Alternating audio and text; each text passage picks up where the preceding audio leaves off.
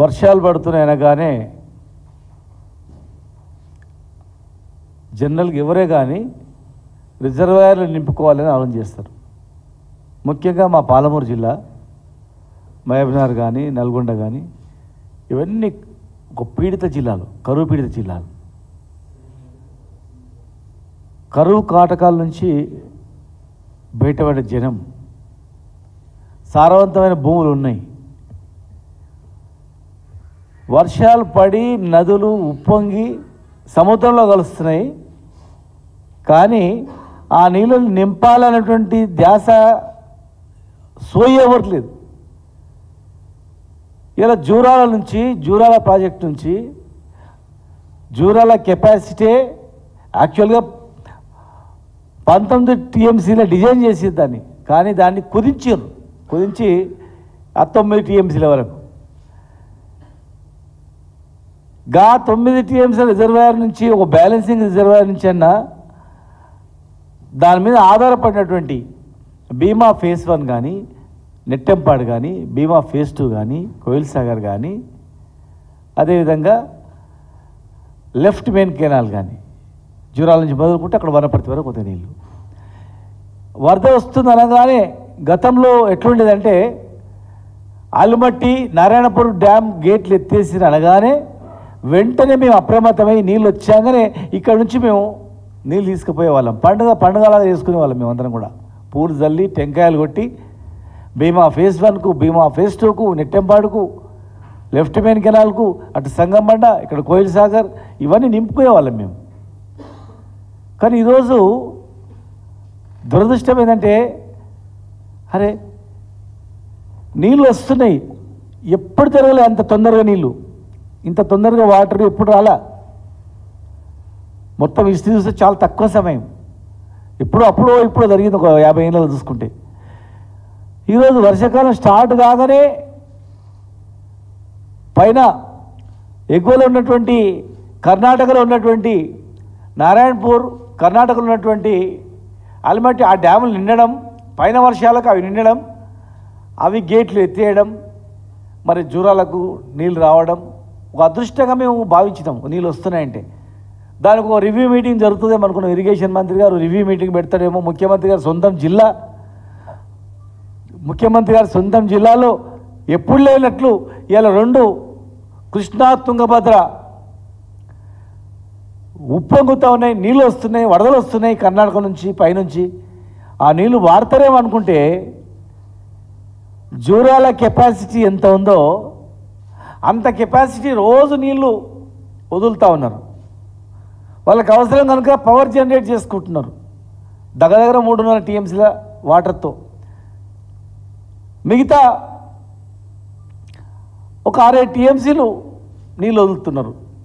అంటే power generate చేసిన నీళ్ళు నదిలోకి పోతున్నవి, మిగతా గేట్లు ఎత్తేసిన నీళ్ళు నదిలోకి పోతున్నాయి. కానీ పక్కల ఈ రిజర్వాయర్ నింపాలనే ఆలోచన ఎందుకు లేదో మాకు అర్థం కావట్లేదు. వర్షాలు పడేటప్పుడు ఏ రిజర్వాయర్లు నింపాలి, వరద ఎక్కడి నుంచి వస్తుంది, కనీసం అవగాహన ఉందో లేదో మాకు అర్థం కావట్లేదు. సంగంబండ దగ్గర 5 గేట్లు రిపేర్లు ఉన్నాయి. ఎండాకాలమే రిపేర్ చేయాలి, కానీ సంగంబండ 5 గేట్లు రిపేర్ చేయలేదు. భూత్పూర్ రిజర్వాయరు ముఖ్యమంత్రి గారి సొంతం కాన్స్టిట్యున్సీకి పోయేది అక్కడి నుంచే నీళ్ళు. పైపులు వేసిండ్రు, బిల్లు పెట్టిండ్రు, కాలువలు దోగలే. పైపులు వేసిండ్రు, బిల్లు పెట్టిండ్రు. కనీసం ఆ భూత్పూర్ రిజర్వాయర్ గేట్లలో రిపేర్ చేద్దామన్నటువంటి ఆలోచన కూడా చేయలేదు. సంగంబండ గేట్లు ఆలోచన చేయలేదు.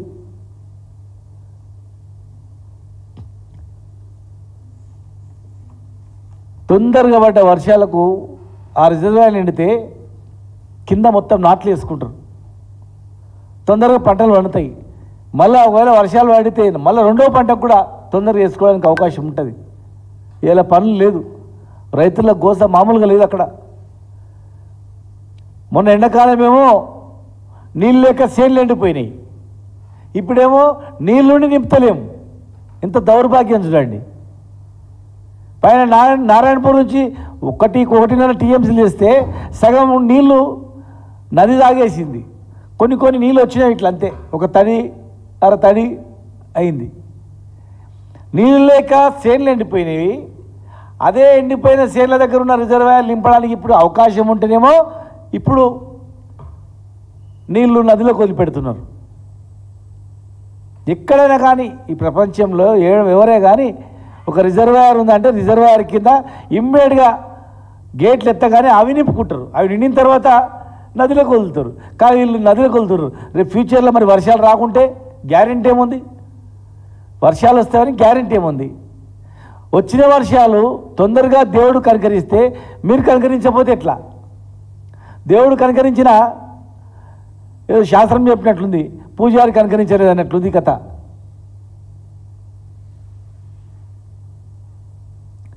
లక్షల ఎకరాల పంటను సాగులోకి తెచ్చినటువంటి ఘనత ఈ తెలంగాణ వచ్చిన తర్వాత 10 సంవత్సరాల కేసీఆర్ గారి హాయంలో. మీరు కట్టని ప్రాజెక్టులకు గతంలో మొబిలైజేషన్ అడ్వాన్స్ల కింద బిల్లు ఎత్తుకపోతే ఏం లేదు. కట్టిన ప్రాజెక్టుల మీద రాద్ధాంతం చేస్తున్నారు. 1,00,000 కోట్లు ఖర్చు అయితే 1,00,000 కోట్లు అవినీతి అని చెప్పి తప్పుదో పట్టిస్తున్నారు. రిజర్వాయర్ లేకుండా మీరు ప్రాజెక్టు కట్టిండ్రు. కల్లకుర్తి లిఫ్ట్ ఇరిగేషన్లో కనీసం ఒక 2 టీఎంసీల 1 టీఎంసీల రిజర్వాయర్ అని ఉందా? వరద వస్తేనే కదా, వరద వచ్చినప్పుడే నింపుకోవాలా. మరి రిజర్వాయర్ లేకుండా డిజైన్ చేసిండ్రు. మేము వచ్చి రిజర్వాయర్లు కట్టిస్తేనేమో ఆ రిజర్వాయర్లు నింపరు. ఇదొకటి కథ నడిస్తే ఇక పాలమూరు రంగారెడ్డి జిల్లా ప్రాజెక్టు